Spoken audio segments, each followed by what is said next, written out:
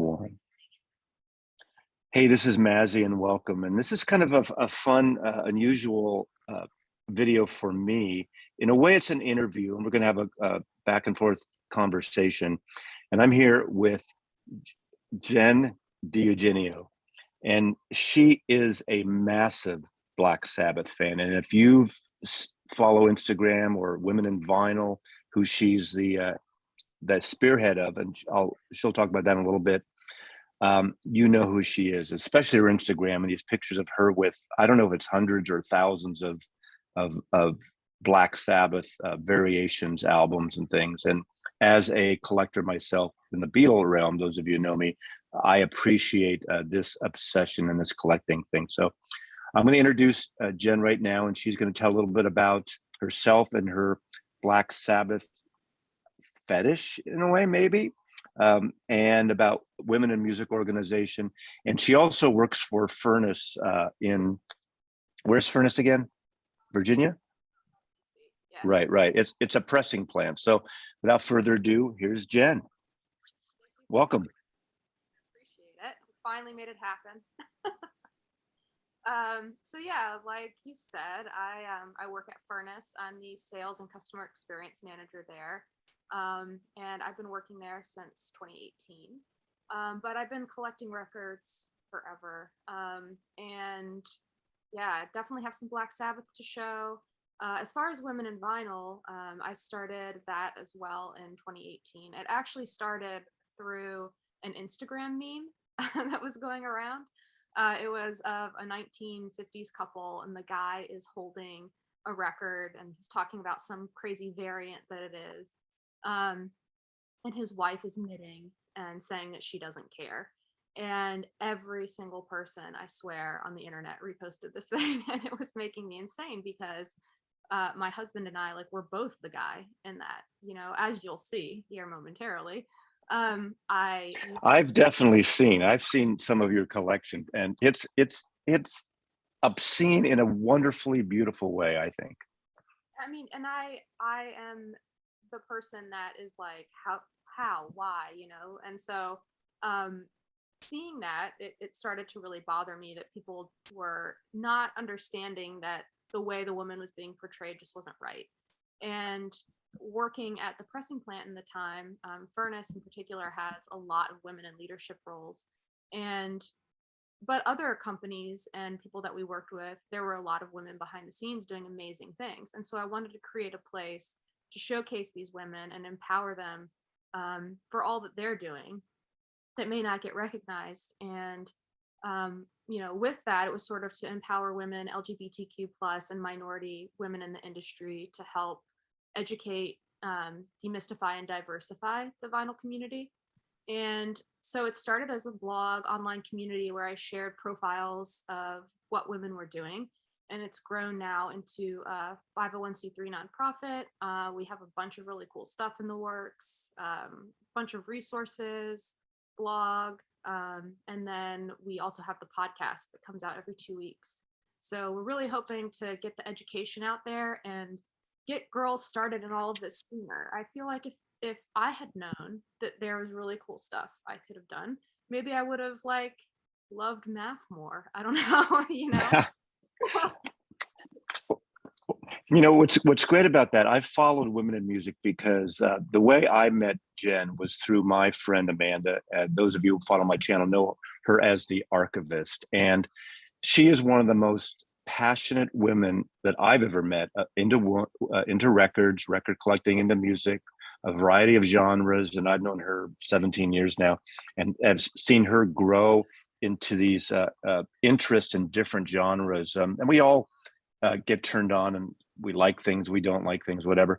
And she is actually on the board of Women in Music. And I have listened to maybe not all, but most of the podcasts. And I will put a link below to the Women in Music organization, their website, and check out their podcast, because they have, it's not all women centric in terms of the people they interview, but it's about the record industry, from sales, from pressing plants, from mastering engineers.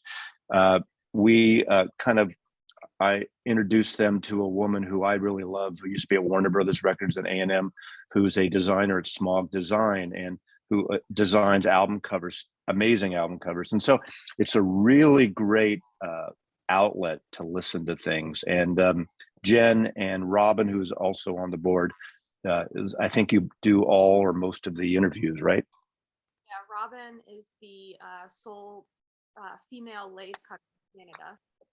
And she approached me for the podcast idea, and it's been great. And it was interesting. You know, you mentioned that it isn't only women that we interview, and it was sort of a strange thing because the blog does strictly focus on female or female identifying profiles. And when we started working on the podcast, the things that I really wanted to highlight, you can't only have women because they don't exist in some cases. And so, you know, it's forced us to look at things a little bit differently. And, you know, we are the women in vinyl, we are disseminating this information, but in some instances, like, there just isn't someone that can speak to it yet. And hopefully we can change that by getting the information out and getting girls interested sooner. And having these women listen to these podcasts and listen to the what are the potential jobs out there, because you're right, it has been. When I worked in record stores, you and I are obviously a different generation, and that part of that conversation will come in terms of pressing plants. And even though I wasn't on that side of it, I was on the retail side, and then I worked for two labels, but that was in the 70s into the 80s. Whole different thing in terms of pressing and record label returns and that whole thing. Good, bad, and ugly. Everyone likes to dump on, oh, pressings now weren't as good as they were in the 60s or the 70s. That's true, and it's not true, because there's a variety. It really depends. And as we go through, probably showing your Black Sabbath collection, I'm sure you have some older pressings as well as recent things. And it can go either way. But to have these women hear about these potential jobs and open up, you want to dispel the rumors. I mean, I am a fan, and I go into these Hoffman forums where it's 95% guys. I don't know how, if you dip your toe, or Ray, your husband, dips his toe into there, and it could be wonderful and frustrating as hell. And every time you hear of these men obsessing about their collection, they always talk about sneaking the records in so the wife doesn't find out.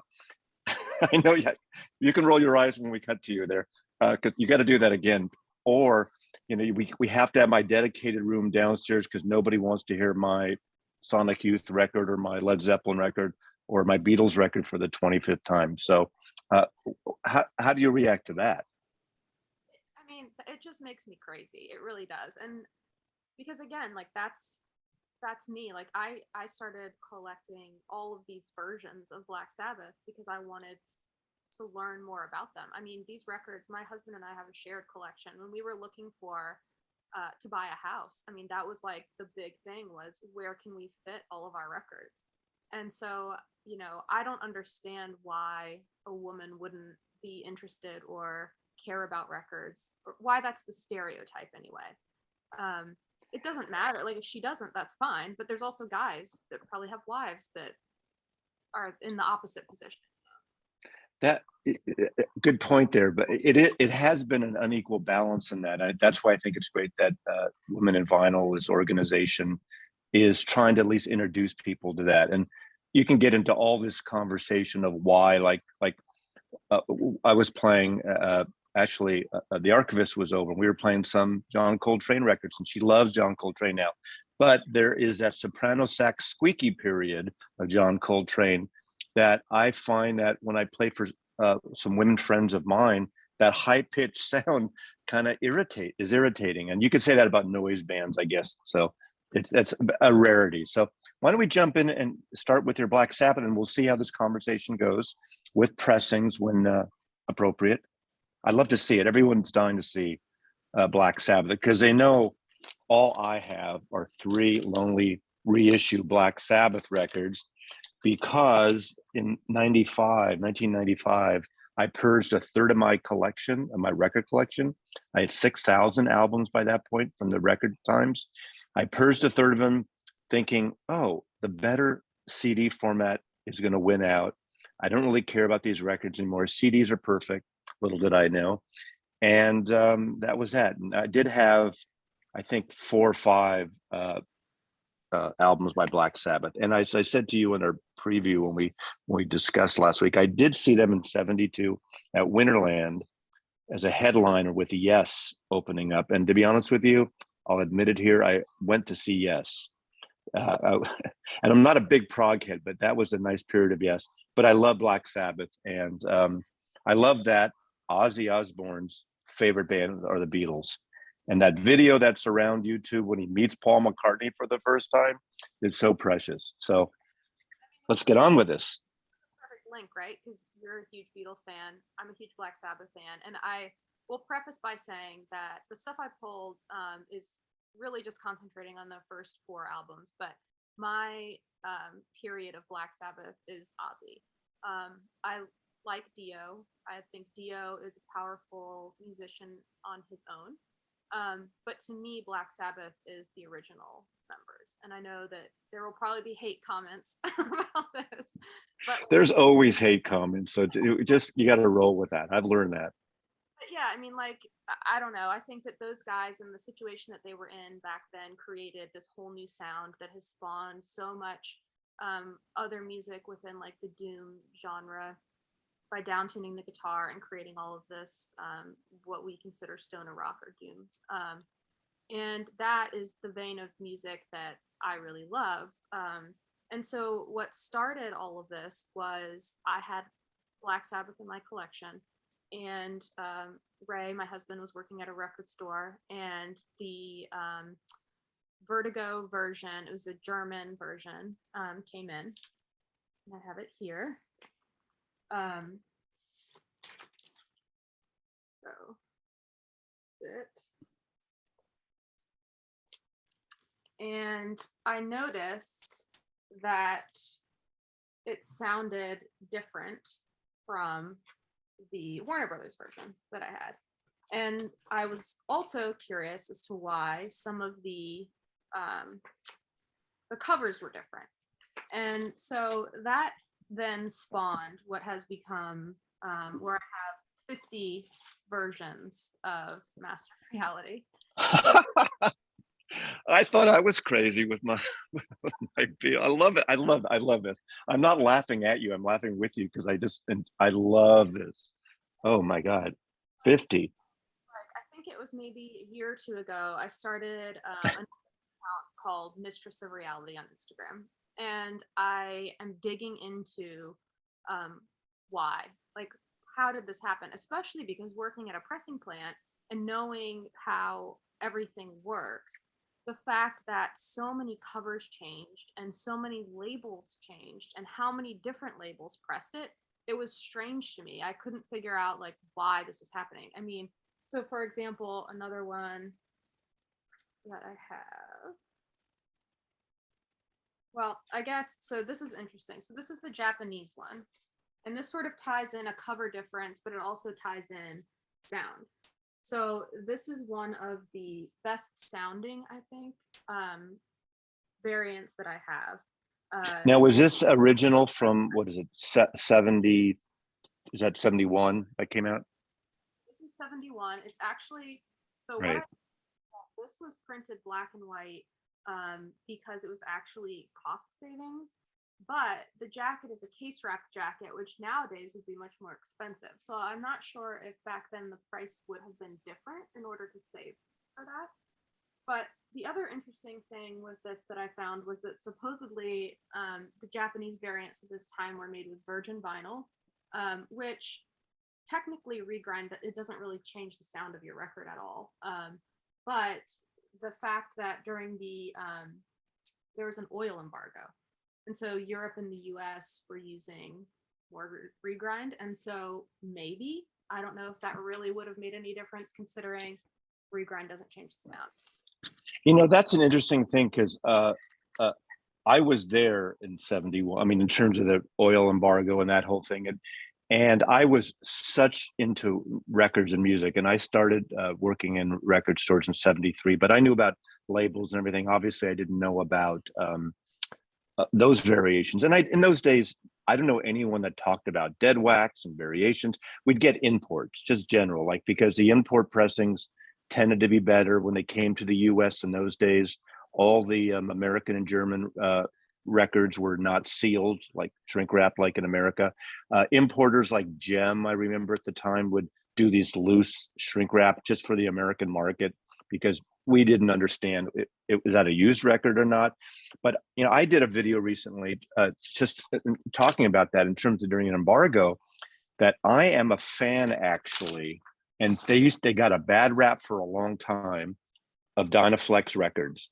RCA did, I mean, most records I think were about 140 grams, and that's a part of this discussion now with the whole 180 and 200 grams, which I think is a bit of a bullshit thing personally, but that's, I want your opinion on that in a minute. But RCA, because there was so much repurposed vinyl, and sometimes they would just mix the label in and everything at the same time. But they did these 120, look at this. But they sound great, and they actually used better vinyl. They used almost virgin vinyl. Yeah, right. When I do this, people were having a shit fit. Right. Warner Brothers had their versions of it too. Is that a Warner 7 Arts? Probably, yeah. So yeah, yeah. Yeah. You sit out in the sun, you get a little suntan there. So yeah, well, so you kept researching, excuse me, this and finding these different pressings and different things and the sound different. Do you happen to know, I don't know if you do or not, with all these different like Japanese and different variations, were they getting like second generation tapes, dub tapes? Obviously the master wasn't be sitting around, and I assume the masters were in the UK. And did Warner Brothers even use the master tapes for America audiences? I have no idea. Do you know that stuff? That's the interesting thing, is that in researching these, I'm looking at the dead wax and trying to figure out how and who ended up pressing them and how they got pressed. And that is some of the really confusing part, because typically you would have a new etch, but in some instances it's the same etch as our US or the Vertigo pressing. So I'm not sure how that's happening, because they would have had to have metal duplicated in some way in order to get that. Otherwise, yeah, they would have had to cut and plate from dub or to. That's the mystery of record. I mean, again, I'm fascinated by it. I don't jump all in. Like, I know there's some people I've met that are just so, I don't want to say obsessive, because I admire that creativity in terms of collecting and scientific research. And obviously when I talk to Amanda, who is actually I don't want to say a licensed, a certified archivist from the University of Texas in Austin, and studied the history of recording sciences, and actually does a little, what's the bit she does on the podcast? Facts. Pardon me? Amanda Facts. Right, Amanda Facts. Of course, I should remember that. But we talk about all these different variations, and there's the first Beatle album, Please Please Me. There was a version. Was it that one? Yeah, that came out in Germany on the Horzu label. And Horzu, I found out, was like a German magazine. And for some reason, it sounds better than any version ever. It sounds better than the UK originals. And they did a Magical Mystery tour in '67 of an album that originally was an EP in the UK, and in America it was an album, and it sounds better and has true stereo on all the side 2 tracks. And we always wonder, how did they get that? Why is that one pressing in Germany better than anything that their official labels put out? It's mind-boggling to me. It is. It's really interesting. I mean, and then on the opposite end, whenever I get these bootlegs or unofficials, that is the number one question. How does it sound? Every single time. I'm like, awful. It sounds terrible. But that's not the only reason that I'm collecting these. I, in my own way, though I'm not a certified archivist like Amanda, I love it. I love doing this research. It's just fun. And like, so for example, and I should mention that the other great sounding one is the white label promo of the US version for Warner Brothers.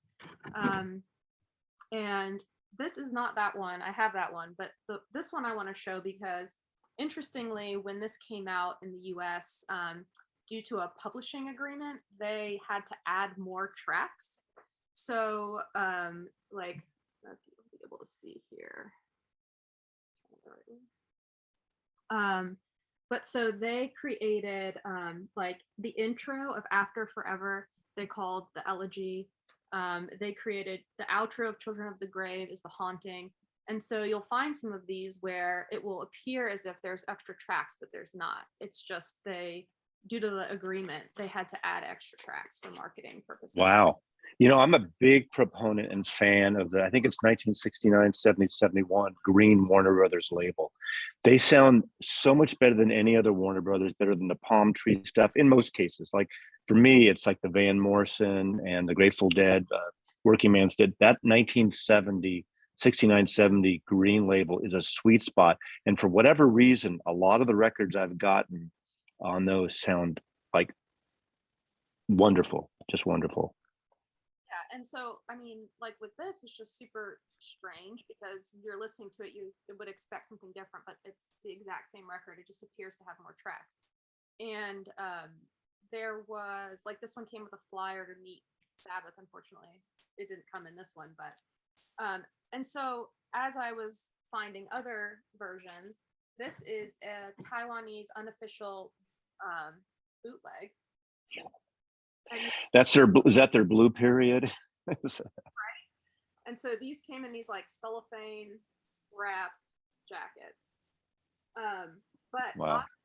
with this one, when I was pulling stuff out yesterday, I realized that they actually took from that one that I just showed as what they were ripping off. And so this actually has the extra tracks. Just only on the label, not musically, correct? So that was sort of interesting that this one was an earlier bootleg that they would have known about that being the case. Hmm. Do you, now, as you pull more, I know we're going to see a lot more, which is, it really fascinates me when someone dives into a single band, and I understand that. How do you listen to them regularly? Because I know with me, I'll listen to Beatles a lot, and literally sometimes 6 months for a year, I just can't. And then I get into it again. I mean, I'm always buying and hunting for them, but yeah, I don't listen. It's not like every morning I put on Master of Reality or anything. No, I thought you have your Sunday Bloody Sabbath mornings or something. My Sabbath Sundays, and Sabbath Sundays. share stuff. I try to anything new I get, or that I'm researching or listening to, I try to share. Then Okay. So let's see. Where to go next? Well, we'll stick on the unofficial side of things. So these are cool. They are considered the chalkboard covers. These are from South Korea. So what period are these? Also early 70s? So these, the year I can't find. Okay. I'm assuming that they are within this time frame. In Korea, this actually wasn't released on vinyl officially until the 90s. So there was this High Stereolite press and plant label that was putting stuff out unofficially during that time. And so that's where these are from. And the really cool thing about these is they still have, well, there's a couple cool things. I'm going to get the label there. So that is actually an official tax stamp that is still on the record. And the other interesting thing about these labels is that they are an originally like plain, like just their branded label. And then they're typewritten. So like they would put the labels like in a typewriter and put, this is Black Sabbath Master of Reality, and type out the different things so they could bootleg these different releases, just swap out whatever they were doing. But so they must have been taking it from recording old other records, American or European records. So do you have you listened? Do you hear surface noise or from other records? Or yeah, I have some Russian boots and things of Beatles stuff. So during that time, Coltrane. we got a little visitor there. That's good. but yeah, so those are again really cool, and it was fun to actually see like the tax stamps from that time on those.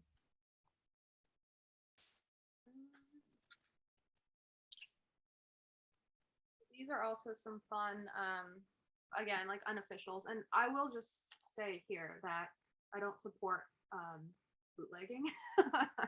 These are all older, you know, so they were all done in a time where there was a reason for it.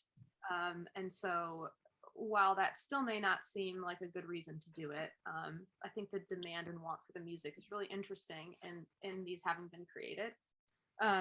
And these two actually were made for soldiers. So when they were overseas and they wanted to listen to records, that's why these were created. And the cool thing about this, so these are from Taiwan, and they were made during the Vietnam War. And kind of the labels. So there's a guy at work who runs our finishing line. His name's Michael. He's amazing. And he is from Taiwan. And so he actually translated a bunch of the stuff here for me and was able to detect that the plant that these were pressed at, he actually knew where it was in relation to like where he used to live. And he was able to decode, like he actually wrote this all out here.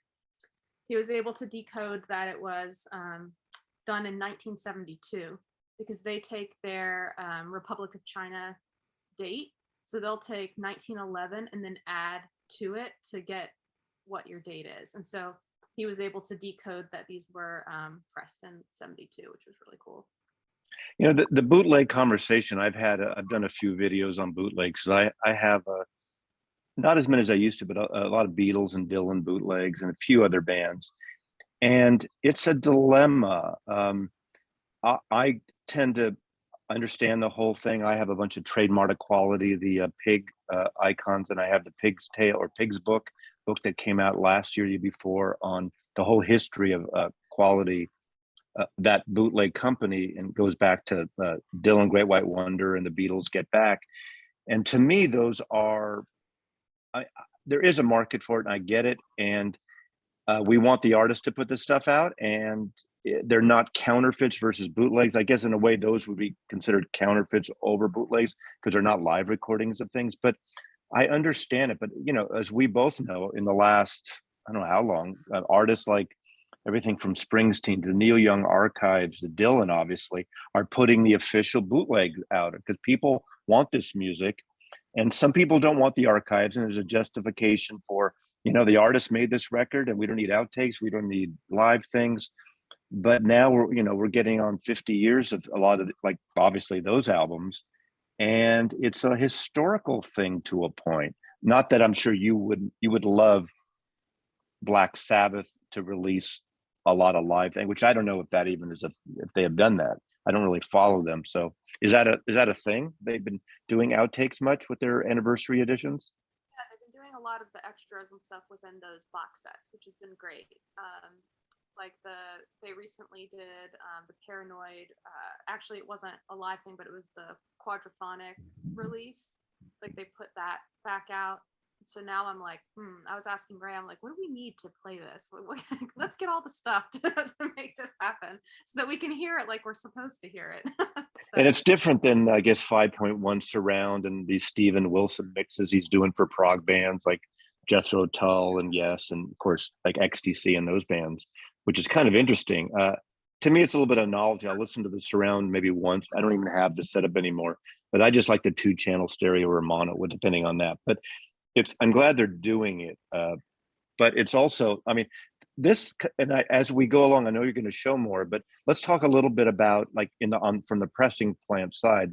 We've discussed, and all the people that I know and people that watch this channel that collect records know that there's been so many delays, partly due to the pandemic and also the vinyl resurgence and a backlog of printers and pressing plants. And who do you blame? Do you blame anyone, or just the nature it's gotten so popular? Do you blame and I know you're going to say something, do you blame Adele or anyone else, or do you blame these big labels like Universal and artists like Paul McCartney, who do color variations, where idiots like me have to buy every single color variations? Why? I think I'm missing one here, and it's really. Do we need this? Is that part of the cause? What can you enlighten us from your point of view and your experience there? All right. So, okay, so there's a lot here. I know I'm asking too much, but The summarized version is before the pandemic, it wasn't as big of an issue. Um, the reason was, so in 2020, before the pandemic, we had the lacquer fire at Apollo. There's only two lacquer companies in the world, and there was Apollo and there's MDC in Japan. So when we lost Apollo, who also created some of the cutting heads for lacquer cutting, which is the first part of your process after your music is recorded, when we lost that, that was a huge hit to the supply chain. So after that, anybody that wanted to cut was having to go to MDC, and there were certain allotments already in place, and so it was hard to get lacquers. Then, from there, we ran into the pandemic, which shut a lot of people down.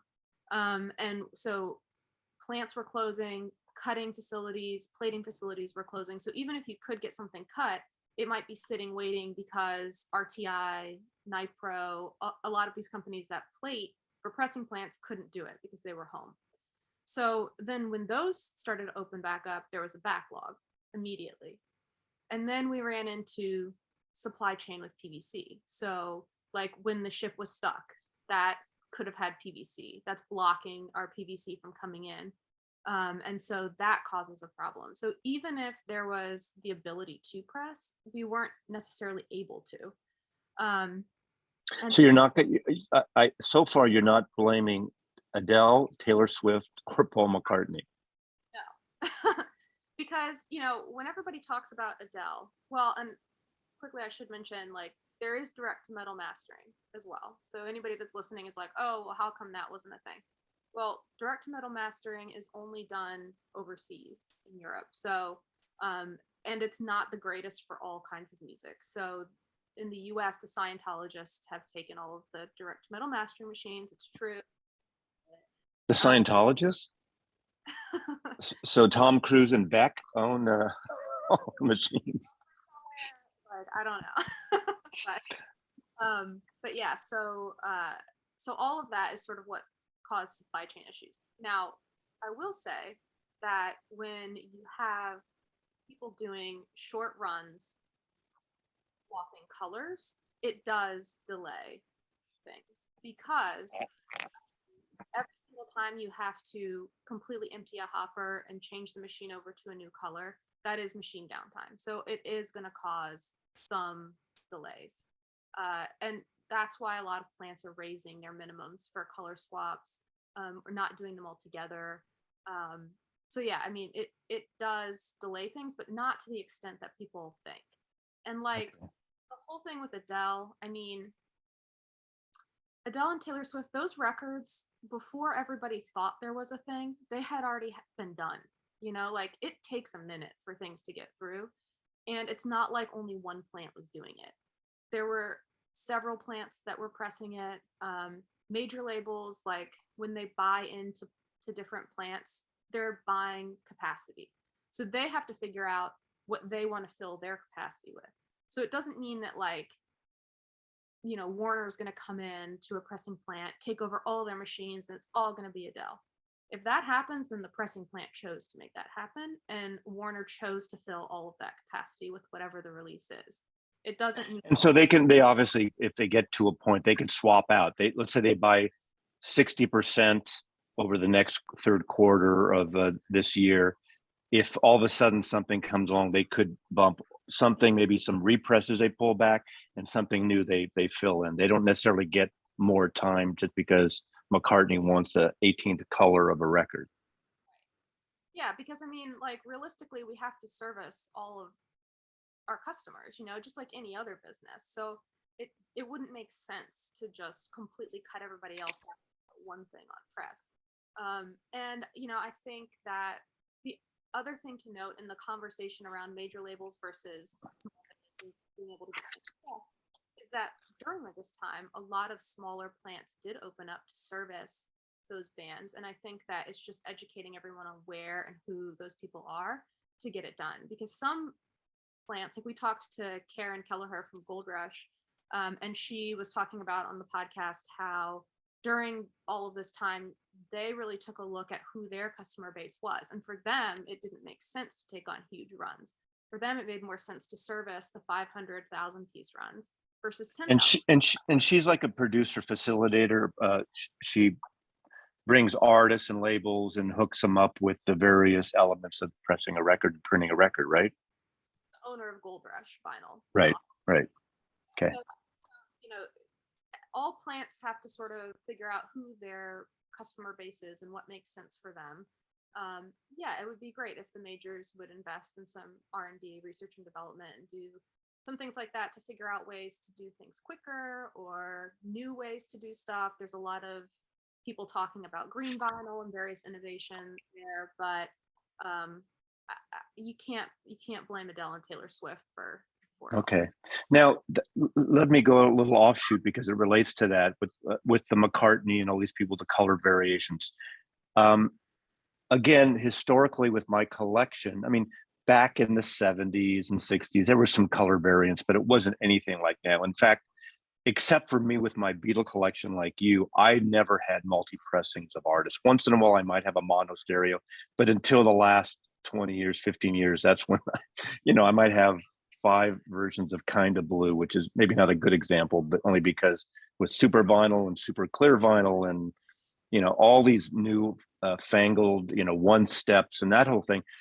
I always felt, there are people, and again, when I go in these forums to talk about color vinyl, it's not as good as black. Well, black is a color, as we know.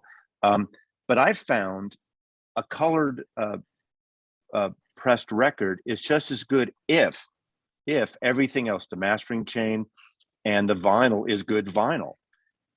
And just because, and I'm curious what your take is, and I don't know if with your Black Sabbath collection, we can come back to that as you do it.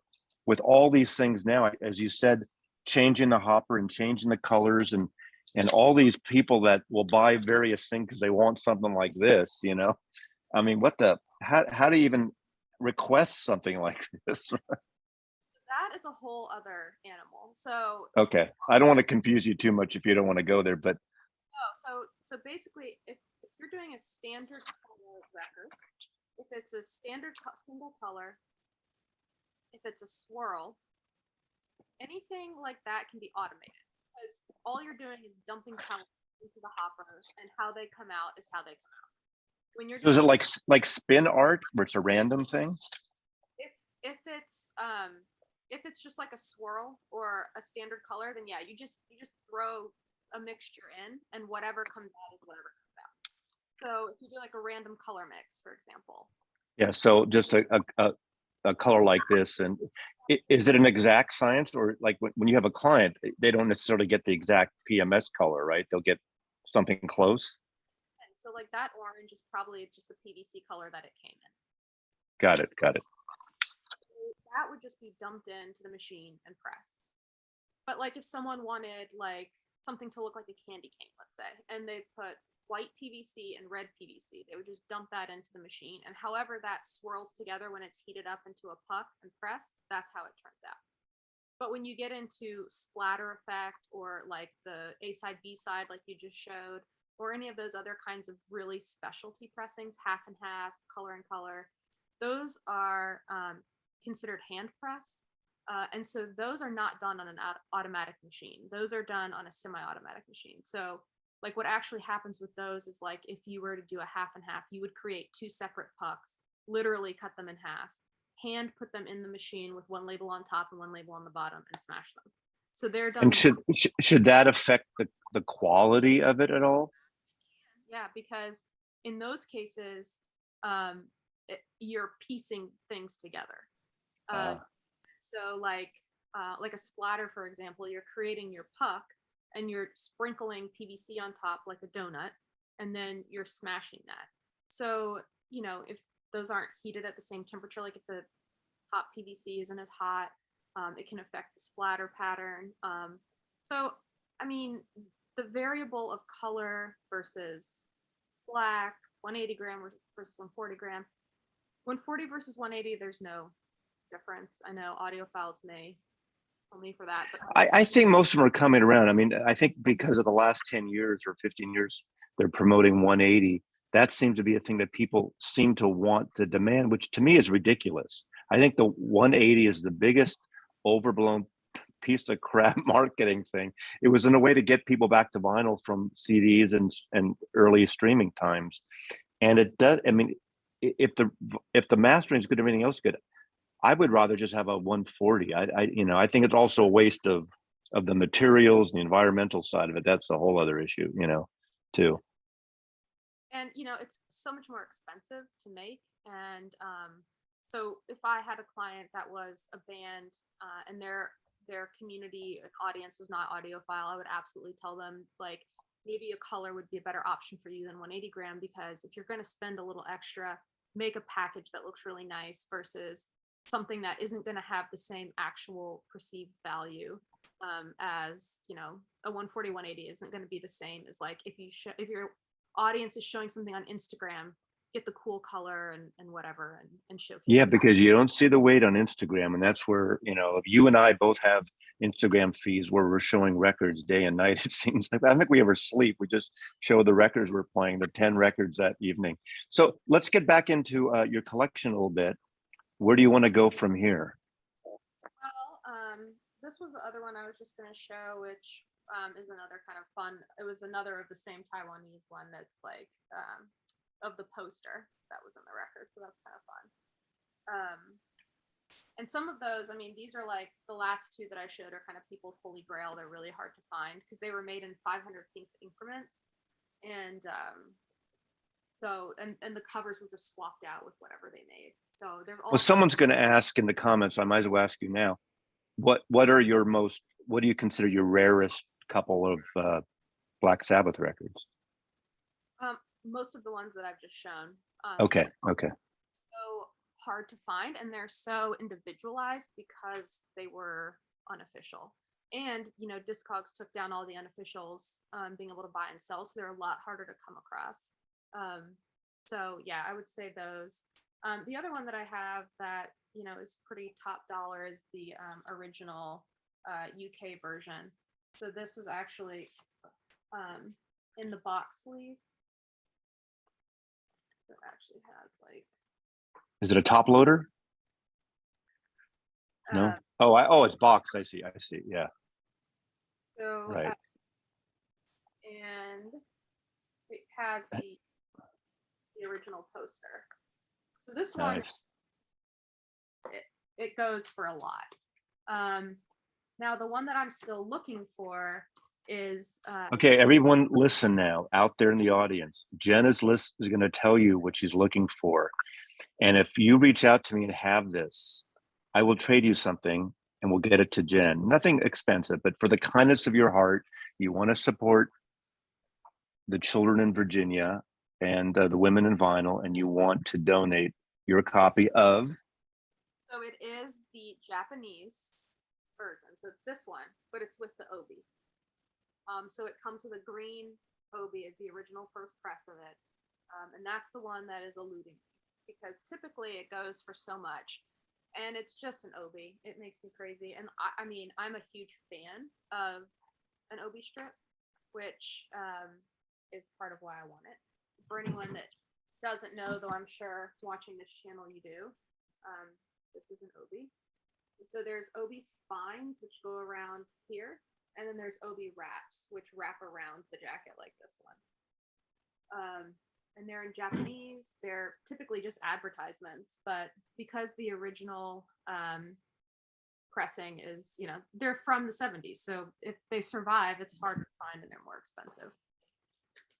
So that's the one. The obi is the silliest thing that people, and I get it, because I have a lot of Japanese albums, not just Beatles, but with the obis, and every once in a while, and I got them most of mine I got in the 70s, and so it was a little closer to the time. And of course, they were still pressing the stuff then. So I don't have as many original 60s Beatles with OBs. I guess they did at the time, but they're fun to have, and people just love them.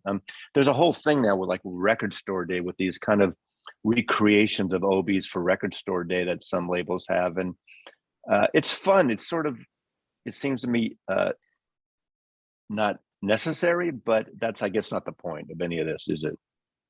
No, yeah, and they're No. honestly, but I love them. I love everything Japan. So yeah, that's the one that I want. Is Masters of Reality your favorite album by them? It's what spawned it, but it's also my favorite. But I did bring some other stuff to show. Good. Let's go. Let's have it. So, obviously, first, this is their first, and this is the first UK.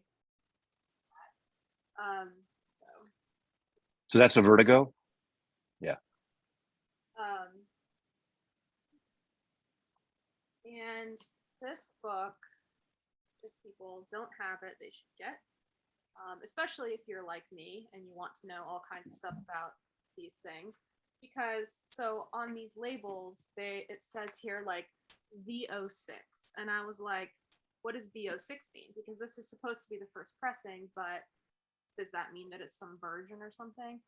But what it actually was is it's just the first iteration of the Vertigo logo on the label, and they pressed 7 records before they changed the next iteration. And so this was the 6th record that they pressed with this iteration of the logo.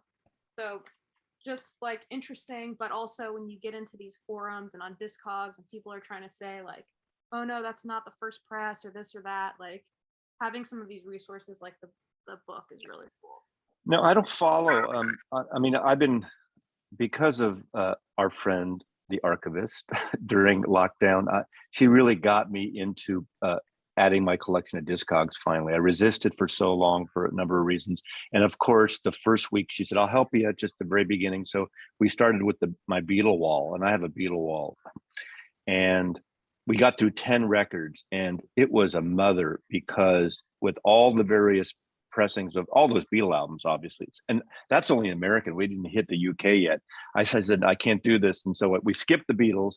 We went into everything else. I got jazz done. I'm now up to Q in my main wall. I got all my soul done. So I'm about 75% there.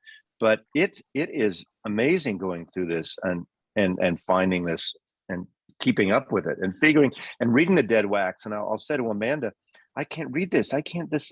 She says, she starts laughing, and how she laughs. And she says, they didn't give a shit when they were pressing these records if you could read it. They didn't care at all if the stamp is a little mark that you can't even read it with hardly even with a microscope. And now all these people, again, I never looked at dead wax until the last decade.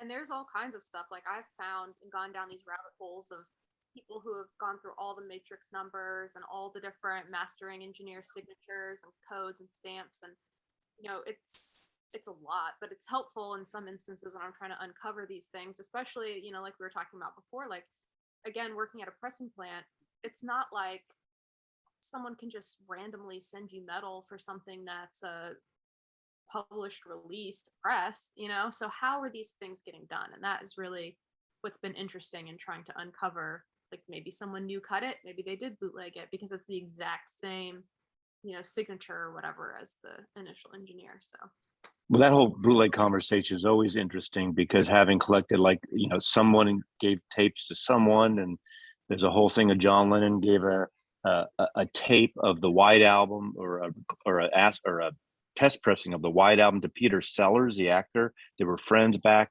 and certain things came out of that. Apparently, they traced it to that copy, and somebody worked for Lennon in the Dakota, after he died. This guy, and there's these things of Lennon tapes and Lennon bootlegs and things that came out for a while. So yeah, it never ends. You could literally do this as your job. But this is good. This might be a 24-hour video. We just have to next time do it as a live stream and just like a telethon. Well, one of the other ones, so these are the Rock Power series, which the reason I pulled these is there's a fun kind of story about that. These are actually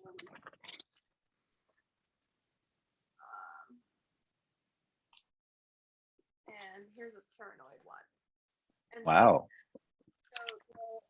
this one is funny because for the Rock Power series, this is the one that Paranoid is the one that they published first in Mexico.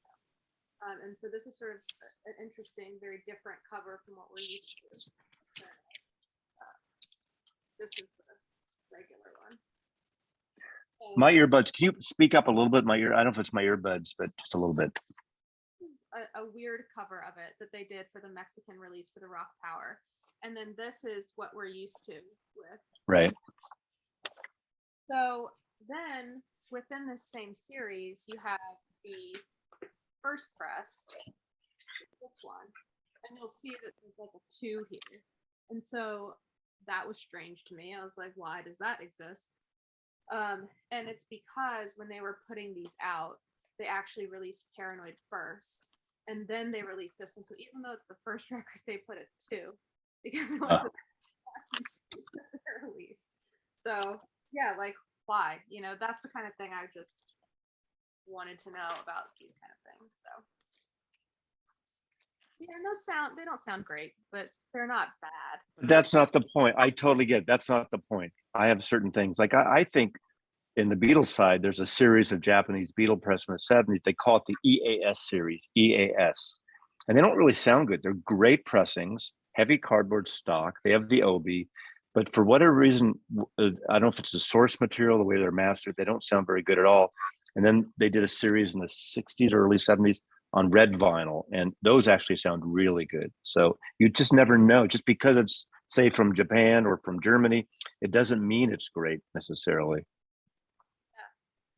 Yeah, I mean, like I have a ton. So I mean, I could go wherever we would want from here, and I had pulled so many trying to narrow everything down, but you know, like there's this Brazilian version, which Wow. this one was from what I have been able to find, this one came out with all of the colors because of where they were marketing. And you know, Brazil is a very colorful country, and so that's why this one is so colorful. And Nice. it's just, to me, working at a plant is just so interesting because very rarely does that ever happen where someone would be like, we need to completely change the cover art for this market. Yeah.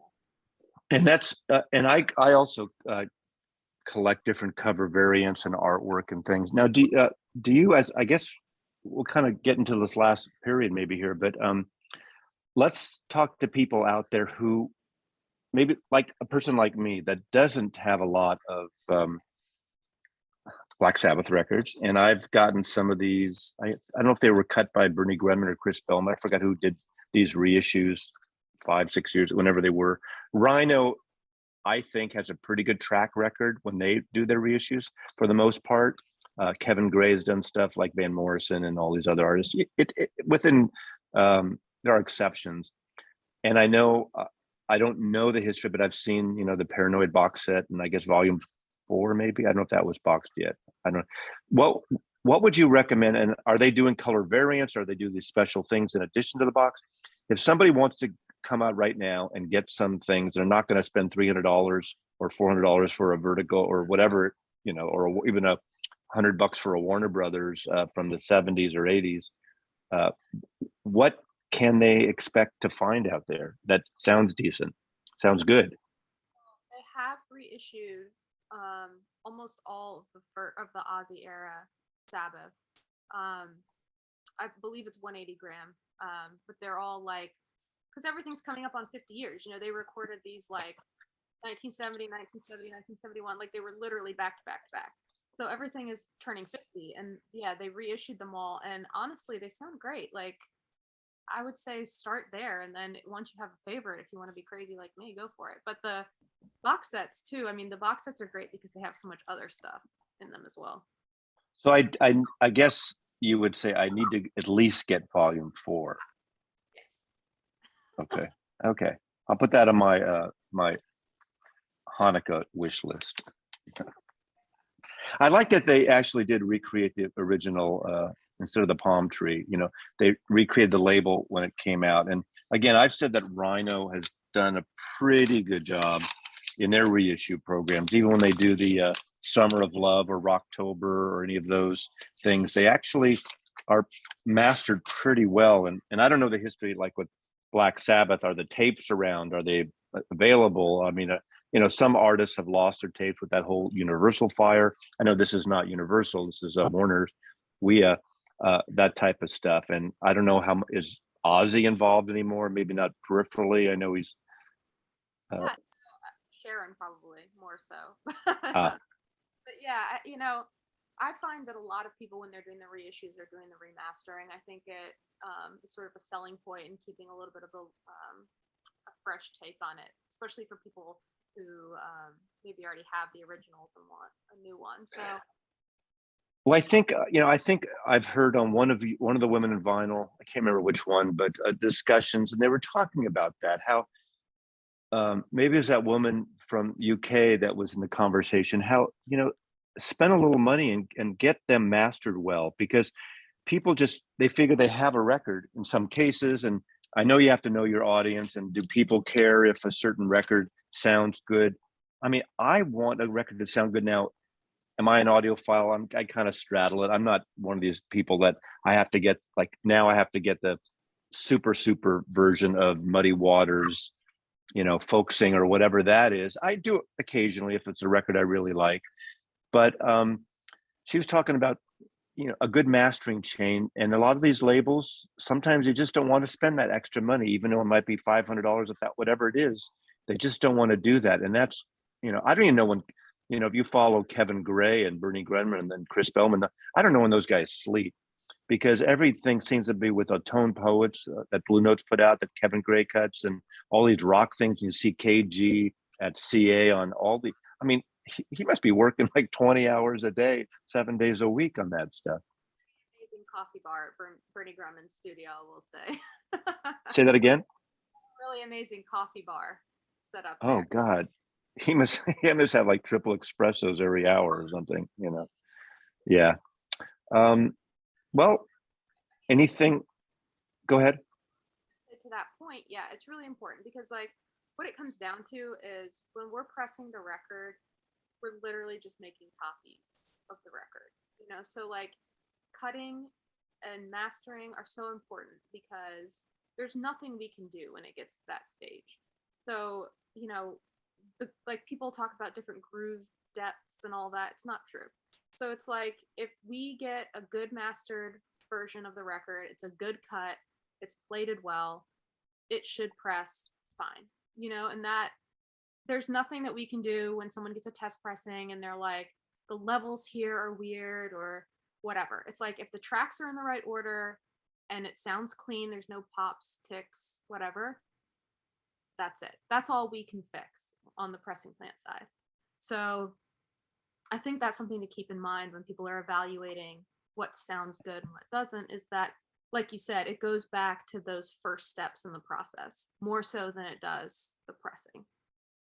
Well, my last question in terms of the pressing plant side, and this is you know, this is a question that comes up whether it's on these YouTube videos in the vinyl community or it's on the various forums or online, is the quality. And people want to blame everyone, and people will say, "Oh, back in the pressings used to be so much better back in the '60s and '70s." And again,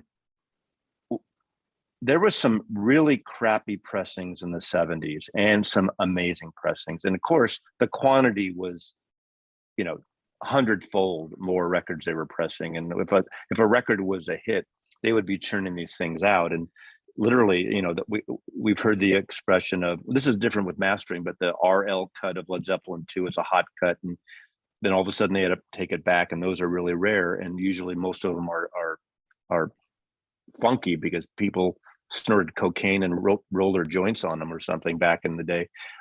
But we get these things and people say, oh, they're not letting them dry. They're warped. There's